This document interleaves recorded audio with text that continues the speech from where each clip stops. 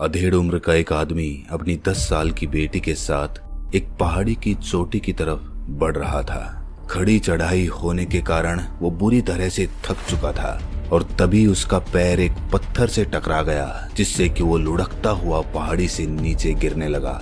10 साल की बच्ची ने जब अपने पिता को मौत के मुंह में जाते हुए देखा तो उसके मुंह से एक चीख निकल पड़ी।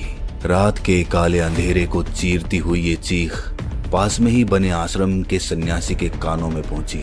आवाज की दिशा में दौड़ता हुआ सन्यासी इस अधेड़ उम्र के आदमी के पास पहुंचा तो ये एक पेड़ के तने का सहारा लेकर बैठा हुआ था। इसका पैर पूरी तरह से लहूलुहान हो चुका था और पेड़ के इस तरफ गहरी खाई थी। अगर ये पेड़ यहाँ पर ना होता तो ये लुढ़क कर उस खाई में जा चुका होता।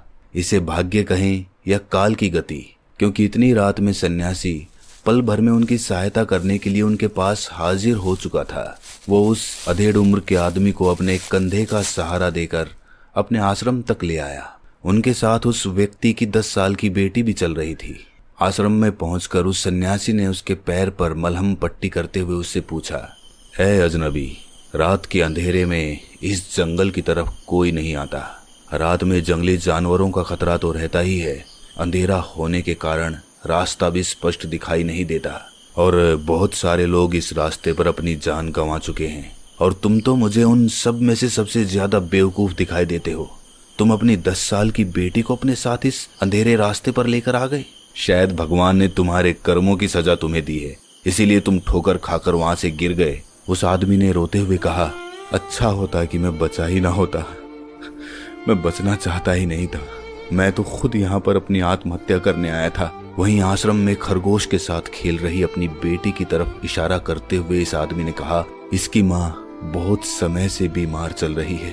बड़े से बड़े चिकित्सक, वैद्य और हकीम को मैंने दिखा लिया, लेकिन कोई इलाज नहीं मिल रहा। उसे अस्ते रोग है। उसके शरीर में जलन मचती है, हाथ पैरों में बहुत पीड़ा होती है। वैद्य ने बताया कि उसके पास सिर्फ 2 घंटे का समय बचा है। उसके शरीर में इस वक्त बहुत पीड़ा हो रही होगी। मैं उसकी पीड़ा को देख नहीं सकता, सहन नहीं कर सकता, इसीलिए अपनी बेटी को लेकर यहाँ पर आत्महत्या करने के लिए पहुंच गया, क्योंकि उसके मरने के बाद मेरी बेटी का ख्याल कौन रखेगा और मैं तो इस लायक ही नहीं हूँ कि इसके लिए कुछ कर सकूं। इसीलिए मैंने सोचा कि मैं अपने साथ अपनी बेटी की भी जीवन लीला समाप्त कर देता हूँ, क्योंकि अगर मैंने आत्महत्या कर ली तो मेरे बाद मेरी बेटी का क्या होगा। आप ही बताइए कि मेरे पास दूसरा विकल्प क्या है। क्या मैं अपने भाग्य को बदल सकता हूँ? क्या भाग्य को बदला जा सकता है? क्या मैं अपनी पत्नी को बचा सकता हूँ? क्योंकि वो नहीं बची तो मैं भी जीवित नहीं रहूंगा, और अगर मैं जीवित नहीं रहूंगा तो मेरी बच्ची इस दुनिया में जीकर क्या करेगी? आप बताइए। आप तो बहुत बड़े सन्यासी लग रहे हैं। क्या भाग्य को बदला जा सकता है?" सन्यासी ने आश्रम में ही बने हुए एक कुएं की तरफ इशारा करते हुए कहा कि उस कुएं के पत्थर पर पड़े रस्सी के उस निशान को अगर मिटाया जा सकता है तो भाग्य को भी बदला जा सकता है। तभी अचानक सन्यासी ने अपने स्थान से उठते हुए कहा कि तुमने कहा था कि तुम्हारी पत्नी के पास सिर्फ 2 घंटे का समय है। आधा घंटा बीत चुका है। जल्दी से तुम्हारे घर की तरफ मुझे ले चलो। और इसी के साथ सन्यासी ने अपनी पोटली उठाई और उसके पीछे पीछे उसके घर की तरफ जाने लगा। यहाँ से कुछ दूर ही पहुंचे थे कि उन तीनों के कान में किसी पिल्ले के रोने की आवाज सुनाई दी। पास में ही किसी खतरनाक जंगली जानवर ने कुतिया को जान से मार दिया था और उसके पिल्ले को बुरी तरह से घायल कर दिया था। ये देखकर सन्यासी उस पिल्ले की मरहम पट्टी करने में लग गया। धीरे धीरे समय बीत रहा था। वैद्य जी के बताए अनुसार अब सिर्फ आधे घंटे का समय उस आदमी की पत्नी के पास बचा था। आधे घंटे के अंदर वो ये दुनिया छोड़कर चली जाएगी। लेकिन सन्यासी तो मग्न होकर उस पिल्ले की मरहम पट्टी करने में लगा हुआ था। उसको इस बात की फिक्र ही नहीं थी कि उनके पास बहुत कम समय बचा है। उस आदमी ने सन्यासी से प्रार्थना करते हुए कहा कि महाराज, हमारे पास बहुत कम समय बचा है। अगर आप इसमें ऐसे ही लगे रहे तो मेरी पत्नी बच नहीं पाएगी। सन्यासी ने कहा, तुम देख रहे हो कि इस पिल्ले की क्या हालत है। मैं इसे बीच में ही इस दशा में छोड़कर नहीं जा सकता। मेरे लिए पशु, पक्षी और इंसान सब एक जैसे ही हैं। इनमें कोई भेद नहीं है। इसीलिए तुम इंतजार के साथ भगवान से प्रार्थना करो कि ये पिल्ला जल्दी से ठीक हो जाए, ताकि हम तुम्हारे घर जाकर तुम्हारी पत्नी का भी इलाज कर सकें। शायद इस आदमी ने सच्चे मन से प्रार्थना की होगी, क्योंकि सन्यासी उन तीनों के साथ कुछ ही देर में अपने घोड़े पर सवार होकर उसके घर की तरफ चल दिया। उस पिल्ले की अच्छी तरह से मरहम पट्टी हो चुकी थी। जितना भला वो उसका कर सकते थे उन्होंने किया और अपने रास्ते पर आगे की तरफ बढ़ निकले। सुबह होते होते सन्यासी उसके साथ उसके घर पर पहुंच चुका था, जहां पर गांव के बहुत सारे लोग इकट्ठे हो रखे थे। उनके बीच में उसकी पत्नी लेटी हुई थी, जो अपनी जिंदगी की आखिरी सांसें गिन रही थी। अपनी बच्ची को अपने पास देखकर उसके चेहरे पर एक रूखी मुस्कान खेल गई। तभी सन्यासी ने कहा कि सब लोग थोड़ा पीछे हट जाएं, इनके पास हवा आने दे, इनको खुला छोड़ दें। उस औरत के चेहरे से साफ लग रहा था कि इसके पास बस कुछ पलों की सांसें बची है। कुछ ही पलों में ये इस दुनिया को अलविदा कहने वाली है। सन्यासी ने बिना कोई समय व्यर्थ किए अपनी पोटली में से एक जड़ी बूटी निकाली और कुछ मंत्र पढ़कर उसके पूरे शरीर पर उसको घुमा दिया। अब उस औरत की जलन कुछ कम होने लगी थी। उसे महसूस हुआ कि उसके शरीर के अंदर जो जलन पैदा होती थी अब वो ठंडी हो चुकी है। धीरे धीरे वो अपने बिस्तर से उठी और खुद चलकर मटके से पानी लेकर पीने लगी। इतने महीनों से वो अपने बिस्तर से उठ भी नहीं पा रही थी, लेकिन आज तो चमत्कार हो गया। सच में सन्यासी की जड़ी बूटी ने उस महिला को ठीक कर दिया। सन्यासी ने उस आदमी का भाग्य बदल दिया। लेकिन उस आदमी के मन में अब भी एक सवाल था। सन्यासी ने कहा था कि अगर पत्थर पे से रस्सी का निशान मिट सकता है तो भाग्य भी बदल सकता है, लेकिन पत्थर पे से तो रस्सी का निशान कभी मिट ही नहीं सकता, तो फिर भाग्य कैसे बदल सकता है? यही सवाल उसने उस सन्यासी से पूछा। तो सन्यासी ने मुस्कुराते हुए कहा, समय आने पर मैं तुम्हें इसका उत्तर अवश्य दूंगा। अभी समय नहीं आया है। जब समय आएगा तो तुम दोबारा मुझे ढूंढते हुए मेरे पास आओगे और उस समय मैं तुम्हें इसका उत्तर दूंगा। एक रहस्यमयी मुस्कान के साथ सन्यासी वहां से अपने घोड़े पर बैठकर प्रस्थान कर गया। गांव वाले बार बार उस सन्यासी के चरणों की धूल अपने माथे पर लगा रहे थे। शायद उन्हें ये उम्मीद थी कि ऐसा करने से उनका भी भाग्य बदल जाएगा। 20 साल बाद वही अधेड़ उम्र का आदमी अपनी छत पर लेटा आसमान की तरफ देख रहा था और आज इतने सालों के बाद भी वो उस सन्यासी को भूल नहीं पाया था। उसने कहा था कि समय आने पर मैं बताऊंगा कि भाग्य को कैसे बदला जा सकता है, और आखिर उसने मेरा भाग्य कैसे बदल दिया। कैसे उसने मेरी पत्नी को बचा लिया, जिसको बचाने से बड़ा वैद्य, चिकित्सक सब पीछे हट गए थे। उस सन्यासी ने उसको किस प्रकार बचा लिया। उसे अपने प्रश्नों के उत्तर किसी भी कीमत पर चाहिए थे, और इतने सालों में ऐसा नहीं था कि उसने उस सन्यासी को खोजने की कोशिश नहीं की। उसने बहुत तलाश किया, लेकिन वो सन्यासी उसे कहीं भी नहीं मिला। तभी किसी युवा सन्यासी ने नीचे से उसका नाम पुकारा। उसने छत पे से देखा कि एक युवा सन्यासी उसके द्वार पर खड़ा हुआ है और उसका नाम पुकार रहा है। झट से उसने नीचे आकर इतनी रात में उसके घर पर आने का कारण पूछा। ये सुनकर युवा सन्यासी ने कहा कि ये मेरे गुरु की आखिरी इच्छा थी कि एक ऐसा आदमी है जिसके प्रश्नों का मुझे उत्तर देना है, और कुछ महीनों पहले ही वो इस संसार को छोड़कर चले गए।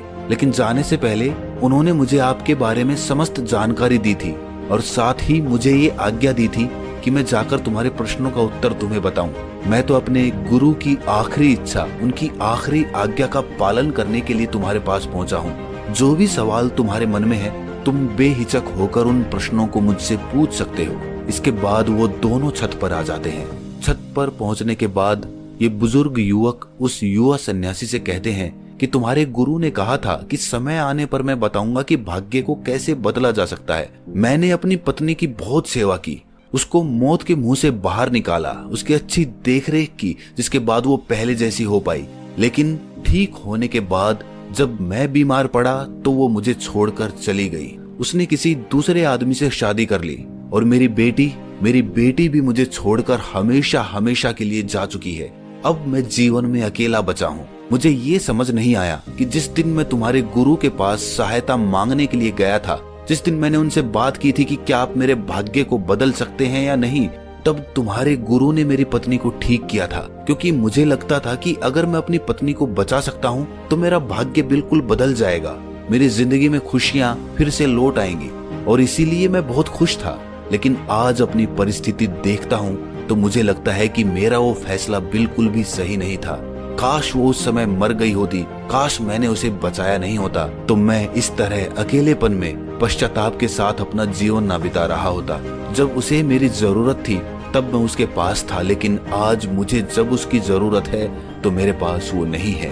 वो मुझे धोखा देकर चली गई। क्या मुझे उसकी सहायता नहीं करनी चाहिए थी? क्या वो मेरे जीवन की गलती थी जिसे मैं अपने जीवन की सबसे बड़ी उपलब्धि समझ रहा था? क्या मैं मूर्ख था जो अपने भाग्य को बदलने के लिए निकला था?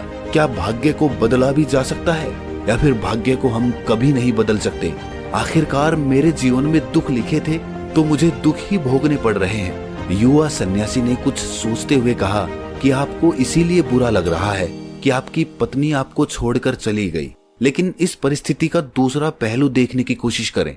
जरा सोचें, जब आप बीमार हुए तब आपकी पत्नी आपकी सेवा करती, तो क्या तब भी आप यही महसूस करते जो अब कर रहे हैं? तब तो आपको उसकी सहायता करने का कोई पश्चाताप नहीं होता। उस समय तुम्हें पता ही नहीं था कि भविष्य के गर्भ में क्या छिपा हुआ है, और वास्तविकता में कोई नहीं जानता कि भविष्य में हमारे लिए क्या लिखा हुआ है। हमारे हाथ में सिर्फ फल की इच्छा, लालसा या उसके बारे में सोचना, ये सब व्यर्थ की बातें हैं। उस समय तुमने वही किया जो तुम्हारे लिए महत्वपूर्ण था, जो उस परिस्थिति के अनुसार उस समय पे किया जा सकता था, वो तुमने किया। तुमने कोई गलती नहीं की। तुम्हारे पास कोई तीसरा नेत्र नहीं है जिससे तुम अपने भविष्य को देख पाते। तुम्हें तो यही लग रहा था कि मेरी पत्नी मुझसे बहुत प्रेम करती है और समय आने पर ये मेरी सहायता भी करेगी। अगर तुम्हें इस बात का अंदेशा होता कि तुम्हारी पत्नी तुम्हें भविष्य में छोड़कर चली जाएगी, तो तुम उसकी हरगिज कभी सहायता नहीं करते। जिंदगी हमेशा इन दो पहलुओं के बीच घूमती रहती है कि क्या मुझे वो प्यार करती है या फिर वो मुझे धोखा देगी, और इन दो बिंदुओं के बीच हमारी जिंदगी समाई हुई है। भाग्य को बदलने के लिए अपना भाग्य भी तो पता होना आवश्यक है। अगर भाग्य का पता ही नहीं होगा तो आप बदलेंगे किसे? क्या पता जिस इंसान का अभी बुरा समय चल रहा है, भविष्य में उसका समय बदल जाए, वो कामयाब हो जाए, उसके पास सारी सुख सुविधाएं हों, और अगर वो आज अपने बुरे समय की सोचकर अपने भाग्य को बदलने के लिए निकले, तो वो जो भविष्य में अच्छा समय आने वाला है उसको भी गंवा सकता है। और ये तो कोई नहीं जानता कि आने वाला समय किसका कैसा रहेगा। इसीलिए कहते हैं कि जीवन और जिंदगी बड़ी विचित्र होती है, बड़ी रहस्यमयी होती है। इसके बारे में पूरी तरह से कोई कुछ भी नहीं कह सकता, और यही जीवन की अपनी खूबसूरती होती है। अगर आपको पता होगा कि आपके भाग्य में क्या लिखा हुआ है, आपके भविष्य के गर्भ में क्या छिपा हुआ है, तो आप कभी भी उसको पाने के लिए लालायित नहीं रहेंगे। उसको पाने के बाद आपको वो खुशी महसूस ही नहीं होगी। अगर जीवन में अड़चनें नहीं होंगी, अगर भविष्य रहस्यमयी नहीं रहेगा, तो वो तो अपनी परिभाषा ही खो देगा। क्योंकि भविष्य का मतलब ही यही है जो हमें नहीं पता, और जो नहीं पता उसे हम बदलने का प्रयास करते रहते हैं, और उस प्रयास में जब सफल नहीं होते तो अपनी ही जान देने पर उतारू हो जाते हैं। अब याद करो, तुम शुरुआत में अपनी बेटी को लेकर पहाड़ी से कूदने के लिए जा रहे थे, आत्महत्या करना चाहते थे, और ये बात अगर तुम्हें उस समय पता होती कि भविष्य बड़ा रहस्यमयी है, उसमें कभी भी कुछ भी हो सकता है, तो मेरे अनुसार तुम्हारे मन में कभी भी मरने के ख्याल तो नहीं आते। हाँ, तुम दुखी होते, परेशान होते, लेकिन तुम्हें पता होता कि भविष्य तो रहस्यमयी है। आज बुरा समय चल रहा है तो कल अच्छा समय भी आ सकता है, और अगर आज अच्छा समय चल रहा है तो भविष्य के गर्भ में क्या पता आपका बुरा समय लिखा हो। इसीलिए मन में ये समझ पैदा होने के बाद समय के बदलने के साथ आपके मन में, आपकी धारणाओं में, आपकी सोच में कोई बदलाव नहीं आते। आपकी सोच, आपके विचार स्थिर हो जाते हैं, क्योंकि आप उस असीम सत्य को जान चुके हैं जहां से एक इंसान का विवेक उसे मुक्ति के मार्ग की तरफ लेकर जाता है। और जो अज्ञानी होते हैं वो अपनी अज्ञानतावश अपने भूत और भविष्य में फंसे रहते हैं, जिसका कहीं तक कोई अंत नहीं है। जो अनंत है, भला आप उससे पार कैसे जा सकते हैं? अब इस युवक का ज्ञान पूरा हो चुका था। अब इसे जीवन की वो सच्चाई पता चल चुकी थी जो वो इतने सालों से ढूंढ रहा था। अब ना उसे किसी से धोखा मिलने की शिकायत थी, और ना ही किसी के लिए मन में कोई पश्चाताप था कि मैंने अपनी पत्नी की सहायता क्यों की। और कहते हैं कि जब शिकायतें और लालसाएं मन से खत्म हो जाती हैं, तो वो इंसान जीवन का मतलब समझ जाता है। ऐसा आदमी जीवन में परमानंद की स्थिति प्राप्त करने योग्य बन जाता है। उसका विवेक संसार से उसे पार उतार देता है। इसी के साथ वो युवा सन्यासी और वो बुजुर्ग आदमी दोनों आसमान के नीचे शांति की नींद सो गए, और सुबह से उन्होंने एक अलग आनंद का जीवन शुरू किया। तो दोस्तों कैसी लगी ये कहानी आपको कमेंट सेक्शन में जरूर बताना, और अच्छी लगी हो तो इस चैनल को सब्सक्राइब करके नोटिफिकेशन बेल को जरूर प्रेस करना। तो मिलते हैं अगली कहानी में, तब तक के लिए अपना ख्याल रखें।